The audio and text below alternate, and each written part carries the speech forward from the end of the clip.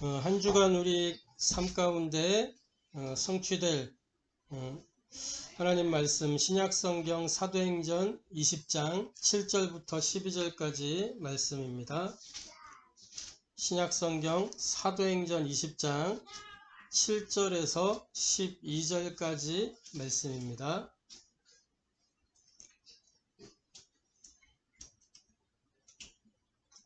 찾으셨으면 제가 봉독하도록 하겠습니다. 그 주간의 첫날에 우리가 떡을 떼려 하여 모였더니 바울이 이튿날 떠나고자 하여 그들에게 강론할세 말을 밤중까지 계속하매 우리가 모인 윗다락에 등불을 많이 켰는데 유두고라 하는 청년이 창에 걸터 앉아 있다가 깊이 졸더니 바울이 강론하기를 더 오래 하매 졸음을 이기지 못하여 3층에서 떨어지거늘 일으켜 보니 죽었는지라. 바울이 내려가서 그 위에 엎드려 그 몸을 안고 말하되 떨들지 말라 생명이 그에게 있다 하고 올라가 떡을 떼어 먹고 오랫동안 곧 날이 새기까지 이야기하고 떠나니라. 사람들이 살아난 청년을 데리고 가서 적지 않게 위로를 받았더라. 아멘.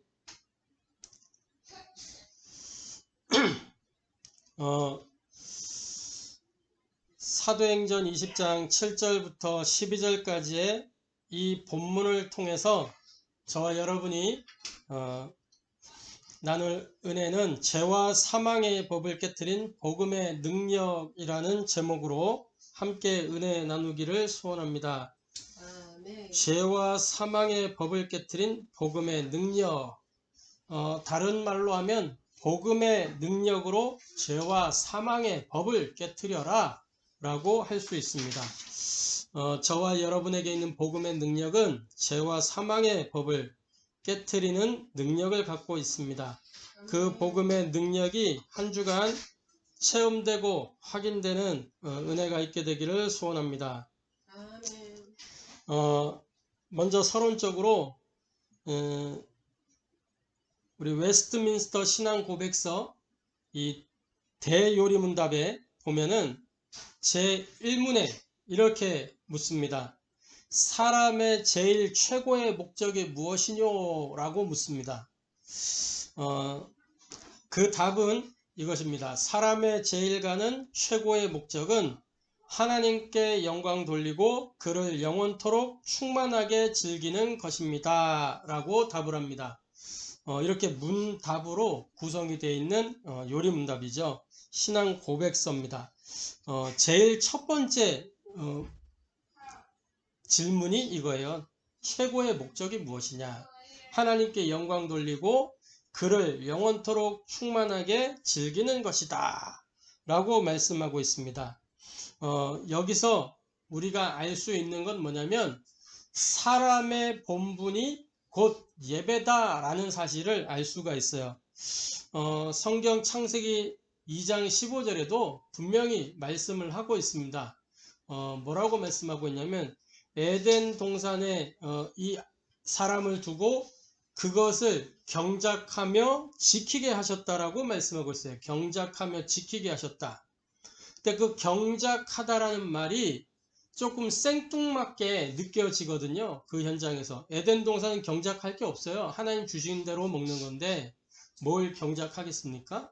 경작하는 게 아니고 그 단어의 의미를 보면 섬김, 순종, 예배 이런 의미가 담겨 있어요. 그래서 하나님이 사람을 창조하실 때 이미 이렇게 예배하는 존재로 창조하셨구나 라는 사실을 확인할 수 있는 것입니다. 자, 이사야 43장 7절하고 21절 말씀해 보면 뭐라고 기록을 하냐면 하나님이 사람을 창조하신 목적을 기록하고 있어요.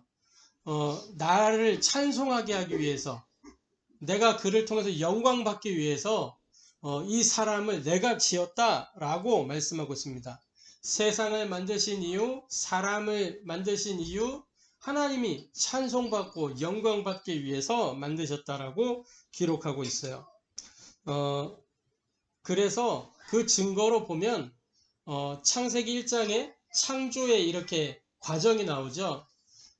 이 세상을 만드시고 하나님이 5번 자 만드신 이후에 보시기에 좋았더라. 이 5번이나 보시기에 좋았더라. 하나님이 보시기에 좋았더라. 이렇게 기록하고 있어요. 아주 흡족해 하신 거죠. 만드시고. 그 온갖 만물들이 하나님을 창조하는, 하나님께 드리는 그 목적을 띠고 창조된 거예요. 그러면서 사람을 지으시고는 뭐라고 했냐? 하나님이 보시기에 심히 좋았더라.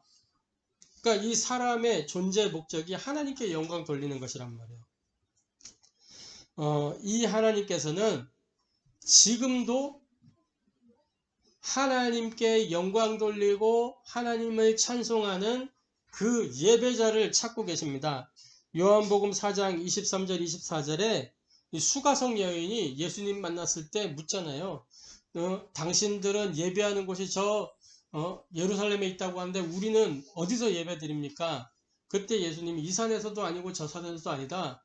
영과 진리로 예배할 때가 온다. 하나님은 이렇게 예배하는 자들을 찾으신다 라고 말씀하시죠. 지금도 하나님이 예배자를 찾고 계십니다. 우리의 존재 목적 다른 것이 아닙니다. 전도 이전에, 선교 이전에, 어떤 렘넌트 이전에 우리 개인이 하나님을 예배하는 예배자가 되어져야 되는 것이죠. 그래서 예배자의 축복과 특권을 오늘도 누리는 은혜가 있게 되기를 소원합니다. 아멘. 그래서 본론적으로 오늘 이 본문에 보면 사도행전 20장 7절에 이렇게 기록을 하잖아요. 그 주간의 첫날에 라고 기록을 하죠. 그 주간의 첫날에. 자, 사도행전 20장 7절 말씀에 이렇게 기록을 하고 있어요. 6절 말씀에는 보면은 7절 이전에 6절 말씀에 보면 우리는 무교절 후에 빌립보에서 배로 떠나 닷새만에 들어와 있는 그들에게 가서 뭐라고 하냐면 2일을 머무니라. 일주일 동안을 머물렀다 그랬어요. 일주일 동안. 그러면서 2일을 머무는데 그 주간의 첫날에 우리가 떡을 떼려고 하여 모였더니, 그러니까 그 주간의 첫날에 이제 안식 후 첫날이 되는 거예요. 안식 후 첫날, 그 주간의 첫날에 이 떡을 떼려고 모였다. 예배 드리기 위해서 모였다는 거예요. 안식 후 첫날. 다시 말해 이때 이미 이들이 주일날 모여서 예배 드렸다는 사실을 알 수 있어요. 주일날 모여서 예배를 드리기 위해서 떡을 떼려고 모였다 그래요. 떡을 뗀다는 것은 성찬을 의미하는 거죠. 성찬. 예수님이 분명히 말씀은 나는 생명의 떡이다. 그러면서 말씀하셨었죠. 이 성찬은 무엇과 관계 있는 거죠? 유월절과 관계 있는 부분이란 말이에요. 성찬하시던 그 날이, 성찬을 제정하시면서 이렇게 하셨던 그 날이 유월절 날이란 말이에요. 유월절 음식을 먹으시던 거예요. 왜 유월절입니까? 예수님이 유월절 어린 양으로 이 땅에 오신 거란 말이에요. 그 유월절 어린 양으로 우리의 모든 죄, 저주, 사망 권세 이런 것들을 대신 짊어지시고 그 모든 것들을 우리로부터 유월시키시기 위해서 예수님이 이 땅에 오신 거예요. 그래서 이 성찬은 갈보리산 언약을 붙잡는 시간입니다. 이 모든 것이 오늘 나에게서 유월되는구나. 그것을 붙잡는 거예요. 그래서 다시 말해 떡을 떼려고 모였다. 십자가와 부활의 복음을 붙잡는 그 예배 시간이란 말이죠. 예수가 그리스도라는 언약을 확인하는 그 시간이었단 말이죠. 떡을 떼려고 모였어요. 그래서 이 예배 시간은 어떤 시간이냐? 요한복음 8장 31절 32절에 진리를 알지니 진리가 너희를 자유롭게 하리라. 내 말이 너희 안에 거하면 너희가 참 내 제자가 되고 진리를 알지니 진리가 너희를 자유롭게 하리라. 진리 안에서의 자유를 누리는 시간이 예배의 시간입니다. 그러니까 이 드로아 다락방 교회 예배는 뭐였냐면 1회 동안에 일해 동안의 말씀 집중을 마치고 이제 바울은 이 예배 이후에 다음 이튿날 이제 다른 현장으로 가기 위해서 이제 마무리를 하는 거란 말이에요. 이 예배를 통해서. 그래서 밤 늦도록 메시지를 하고 그러잖아요. 그런데 이 중요한 예배 현장에서 많은 사람들이 이제 은혜 받고 힘을 얻고 답을 얻고 거기서 길을 찾고 그랬겠죠. 자, 그런데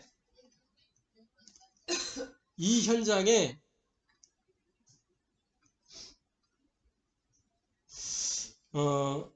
예배 자리에 와서 있지만 죄와 사망의 법에 이렇게 묶여있는 인생들도 있음을 알 수가 있습니다.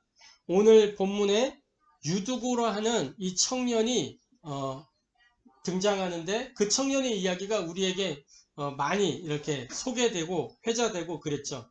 유두고라고 하는 청년이 창에 걸터 앉아 있다가 깊이 졸더니 졸음을 이기지 못하고 3층에서 떨어졌는데 일으켜 보니 죽었다라고 하는 내용이에요. 그래서 어떤 사람들은 이렇게 얘기해요.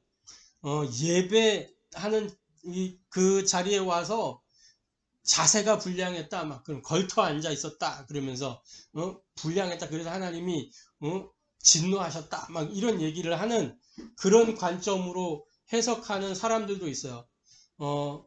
뭐 예배하는 자리에 걸터 앉아 있었다고 하나님이 그렇게 진노하실 것인가? 생각해 봐야 되겠죠. 예배 드리러 온 그 자체로 이미 그 사람은 중심이 향해 있는 거거든요. 특히 이 유두고라고 하는 청년, 어떤 사람이냐?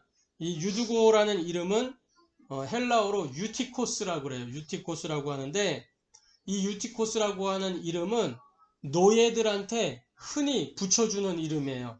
아주 흔한 이름. 유티코스라고 하는 뜻이 뭐 행운, 운이 좋은 뭐 이런 의미가 담겨 있어요. 뭐 우리 번역이 조금 그런데 복이 있는 뭐 이런 의미라고 볼 수 있겠죠. 그래서 우리식으로 이렇게 해석을 하자면 굳이 해석을 하자면 복돌이, 그러니까 종들, 옛날 종들 중에 아이고 복돌아 막 이렇게 하는 이 종의 이름, 그런 이제 복돌이. 그래서 그렇지, 만복이 만복이 뭐 이런 이름, 흔한 종들한테 붙였던 그런 이름이란 말이죠. 그런데 이 유두고가 청년이었어요. 여기에 청년이라는 단어가 네아니아스라는 헬라어를 써요. 이 네아니아스라고 하는 단어는 그냥 육신적으로 청년, 말 그대로 그냥 그 청년이에요. 육신적인 의미의 청년. 이 청년이 이제 밤에 바울이 이 예배 중에 강론을 하고 있으니까 이제 자기 노예로서의 일을 다 마치고 피곤하지만 그 말씀을 좀 들어보려고 이제 온 겁니다. 그 현장이 오늘 우리가 본문에서도 봤지만 바울이 밤중까지 말을 계속했다. 이 강론을 계속하고 있는 거예요. 그런데 그 현장이 어떤 현장이었냐면 이 다락에 8절에 보면 우리가 모인 윗다락에 등불을 많이 켰는데 이렇게 돼 있어요. 밤중에 등불을 많이 켜놓고 사람들이 그 자리에 모여 있었단 말이에요. 그러면 일단 어떻겠어요? 그 환경이 공기가 탁하고 뭐 앉아 있으면 이렇게 하품이 나올 수밖에 없는 그런 이제 환경이에요. 졸음이 올 수밖에 없는, 당연히 졸리게 되는. 그래서 이 본문에 사용된 깊이 졸더니 졸음을 이기지 못하여 할 때 그 졸더니라고 하는 단어들이 쓰인 걸 보면 자연스럽게 오는 졸음, 이런 그 의미예요. 자연스럽게 찾아오는 졸음. 요 기록을 누가 했죠? 의사 누가가 쓴 거예요. 그럼 의학적인 분석이 깊이 들어가 있는 거란 말이에요. 그 성경의 기록 속에 의사 누가가 봤을 때 이건 졸릴 수밖에 없는 거다라고 하는 거예요. 환경적으로. 그러니까 육신적으로 너무 피곤해요. 그러면서 환경적으로도 좋지 않은 환경이었어요. 그랬는데 이 중요한 건 뭐냐면 이 육신적인 한계, 환경적인 문제가 있는 건 사실이지만 이 유두고의 영적 상태가 중요한 거예요. 영적 상태. 말씀이 선포되고 있는데 말씀을 들을 수 없는 상태, 말씀을 받을 수 없는 그 상태였어요. 예배 자리에 왔다는 중심은 좋았어요. 그런데 말씀을 받을 수 있는 상태가 아니에요. 그래서 말씀을 듣다가 졸음을 이기지 못해서 떨어졌어요. 결국 영적 상태의 결과는 드러나게 되어 있습니다. 자, 교통사고 중에 많은 부분을 차지하는 게 음주운전이 아니고 졸음운전이라는 사실을 우리가 주목해 봐야 돼요. 졸음운전. 자, 이 교통사고도 졸다가 오는 사고가 많아요. 졸다가 오는 사고. 인생의 졸음이 찾아올 때 결과는 죽음이라는 것이 찾아오는 겁니다. 영적 상태가 영적인 졸음이 찾아오면 영적 죽음이 기다리고 있는 거예요. 영적 상태에 따라 영적 결과가 만들어지게 되어 있습니다. 인생의 문제, 영적 졸음에서부터 찾아오는 겁니다. 그래서 저와 여러분이 예배 자리에 있는 것도 중요하지만 죄와 사망의 법을 끊고 그 자리에 와야 되는 것입니다. 예배 자리에서 죄와 사망의 법이 끊어져야 돼요. 그런 예배를 체험해야 되는 거죠. 그래서 이 본론 세 번째로 우리 이 복음의 능력, 이 예배의 축복은 어떤 것이냐? 죄와 사망의 법을 깨트리는 능력이 있어요. 죄와 사망의 법에서 해방시키는 그 축복을 우리가 예배를 통해서 이 복음의 능력을 통해서 누리게 되는 줄로 확신합니다. 바울이 떨어진 유두고를 향해서 내려갔어요. 내려가서 그 몸을 안고 성경에 보면 그의 몸을 안았다고 기록하고 있죠. 이 안았다는 것은 뭐냐면 이렇게 확실하게 껴안았다 라는 의미도 있고 또 한 가지 의미는 뭐냐면 그 사람의 상태를 깊이 파악했다 라는 의미도 담고 있어요.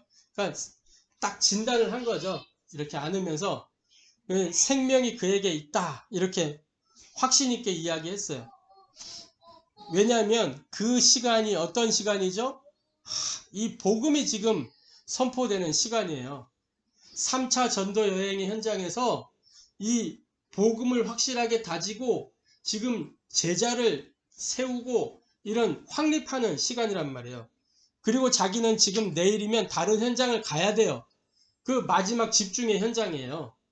그 현장에서 지금 유두고라고 하는 그 청년이 떨어지는 사건이 발생한 거예요. 어떻게 보면 사건으로만 보면 문제일 수 있어요. 어떻게 보면 이 사건으로 인해서 그 지금 드루아 다락방 교회가 막 동요가 일어날 수도 있는 거예요. 이게 지금 우리가 예배드리는데 왜 이런 일이 일어나냐 그러면서 막 성도들에게 근심이 찾아오고 막 문제가 될 수도 있는 거예요.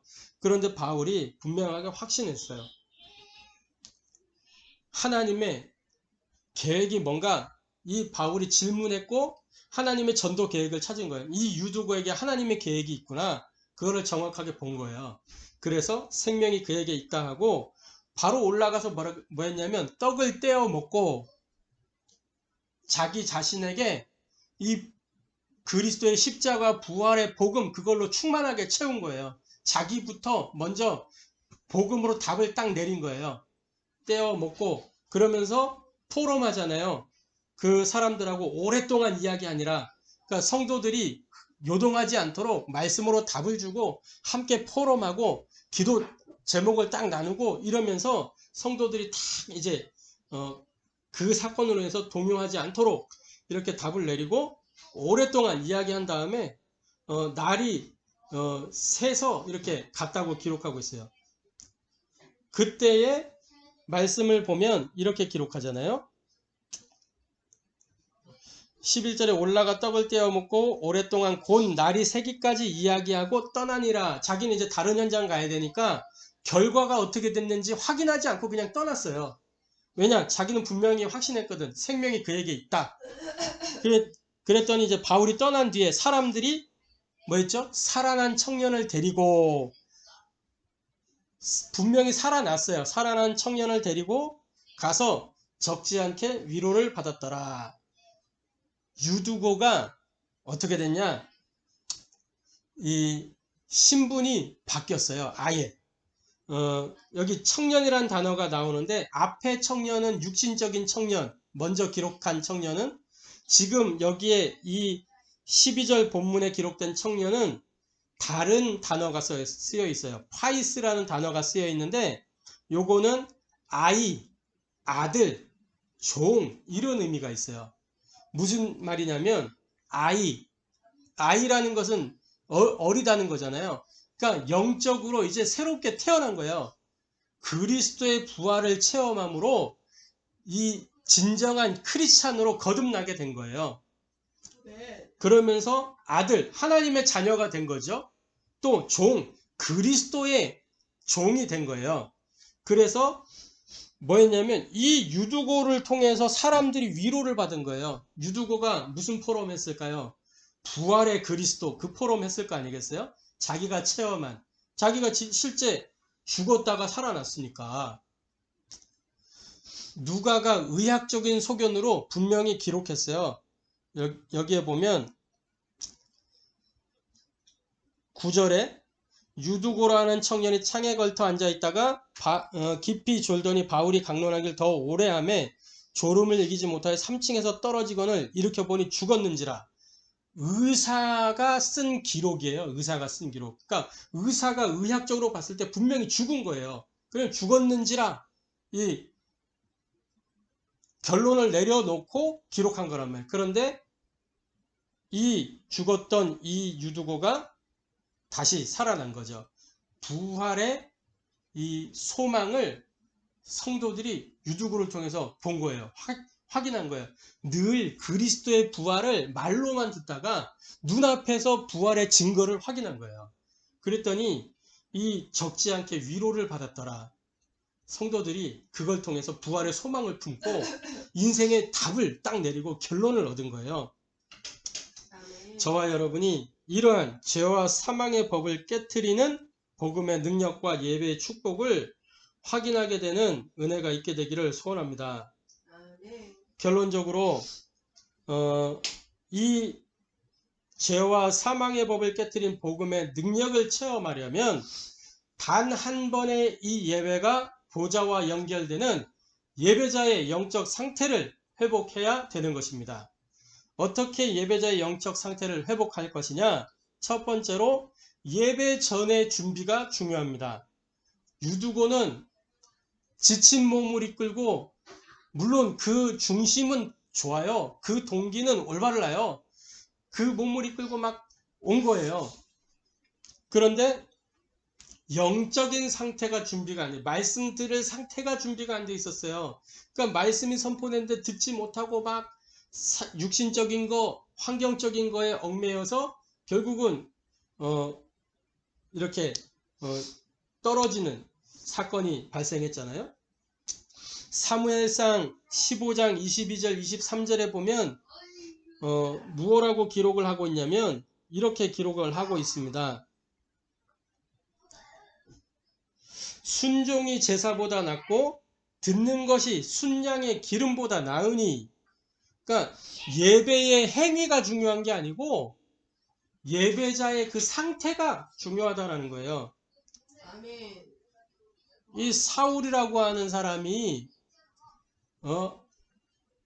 그때 당시에 제사장 사무엘이 와서 이렇게 이 하나님 앞에 예배 드리고 이렇게 해야 되는데 그거를 기다리지 못하고 자기가 직접 이 하나님께 제사를 집례하는 이런 엉뚱한 일을 했단 말이에요. 그래서 사무엘이 그때 이야기하면 순종이 제사보다 낫고 듣는 것이 순양의 기름보다 낫습니다. 오늘 왕이 하나님을 거역하였으므로 하나님이 왕을 버리실 겁니다. 이렇게 이야기하는 거죠. 호세아 6장 6절에 나는 인애를 원하고 나는 하나님 아는 것을 원하노라. 제사를 원하는 것이 아니다. 그러니까 하나님을 예배하는 예물을 드리는 제물을 드리는 그 개인의 상태가 중요하다는 겁니다. 마태복음 5장 23절 24절에도 기록하고 있잖아요. 뭐라고 기록합니까? 이렇게 돼 있어요.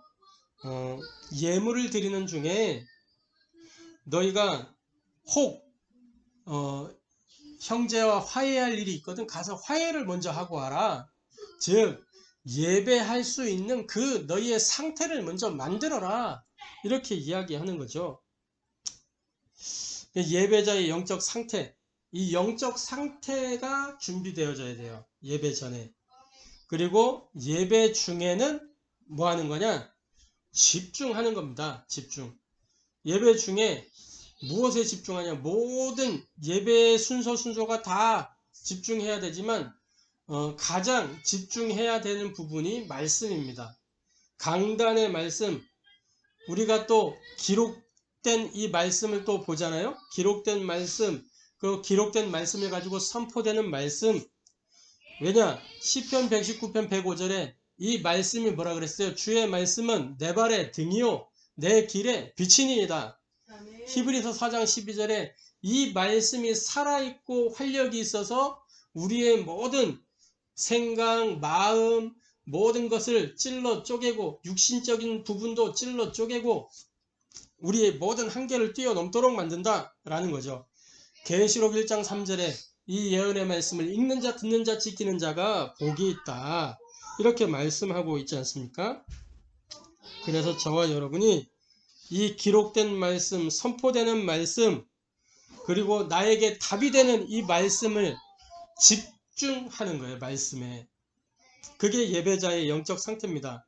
이렇게 되면 단 한 번의 이 예배를 통해서 보좌와 내가 연결될 수밖에 없는 겁니다.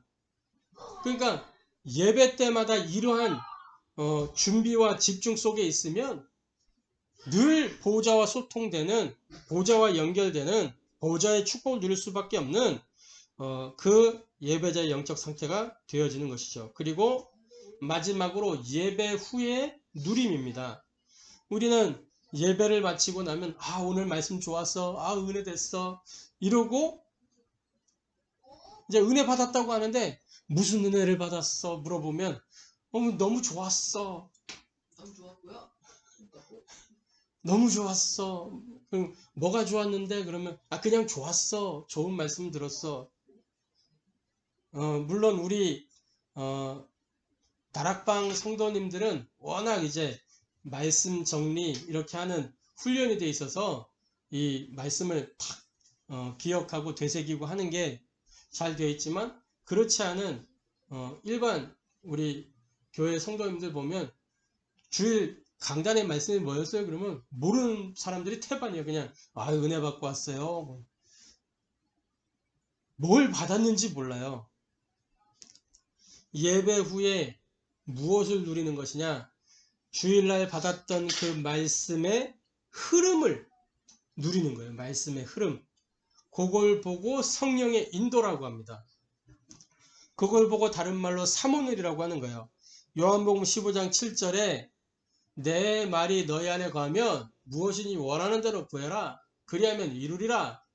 그러니까 성령의 인도를 따라 우리가 기도하고 빌립보 4장 6절 7절 아무것도 염려하지 말고 모든 일에 기도와 간구로 감사함으로 하나님께 아뢰라. 그리하면 모든 지각에 뛰어난 하나님의 평강이 너희 마음과 생각을 지키시리라.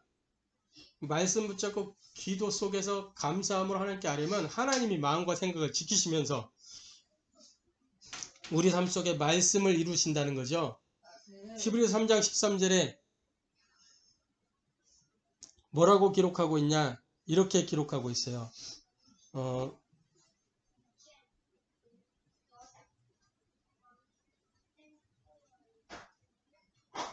히브리서 3장 13절에 오직 오늘에 일컫는 동안에 매일 피차 권면하여 너희 중에 누구든지 죄의 유혹으로 완고하게 되지 않도록 하라.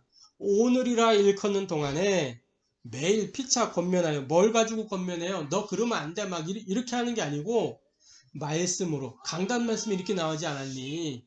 강단 언약을 생각해봐라. 이렇게 강단으로 권면하고, 왜 그래야 되냐? 죄의 유혹으로 완고하게 되지 않도록 이렇게 말씀으로 권면하는 겁니다. 그래서 우리가 삼오늘 흐름 속에 있는 거예요. 예배 후에 우리가 누려야 될 것이 이것입니다. 그리고 이렇게 예배 전에 준비를 하고 예배 중에 집중을 하고 예배 후에 누릴 때 승리하게 되어 있는 겁니다. 죄와 사망의 법을 깨뜨린 복음의 능력을 한 주간 이 예배자의 영적 상태 속에서 누리면서 승리하는 저와 여러분 되기를 소원합니다. 기도하겠습니다. 하나님께 감사를 드립니다. 죄와 사망의 법을 깨뜨린 이 복음의 능력을 우리가 체험하고 누릴 수 있도록 성령으로 역사하여 주옵소서. 사람의 제일 최고의 목적이 하나님께 영광을 돌리는 것이요 하나님을 예배하는 것일진데 우리가 하나님을 예배하는 예배자로 살아갈 수 있도록 역사하여 주옵소서. 예배의 자리에 있지만 죄와 사망의 법에 묶여 있었던 그 유두고의 인생을 돌아봅니다. 하나님, 우리가 유두고의 영적 상태가 되지 않도록 은혜를 더하여 주옵소서. 죄와 사망의 법을 깨뜨린 이 복음의 능력과 예배의 축복으로 정말 이 단 한 번의 예배가 보좌와 연결되어지는 그 예배자의 영적 상태가 될 수 있도록 역사하여 주옵소서. 그리스도이신 예수님의 이름으로 기도합니다. 아멘.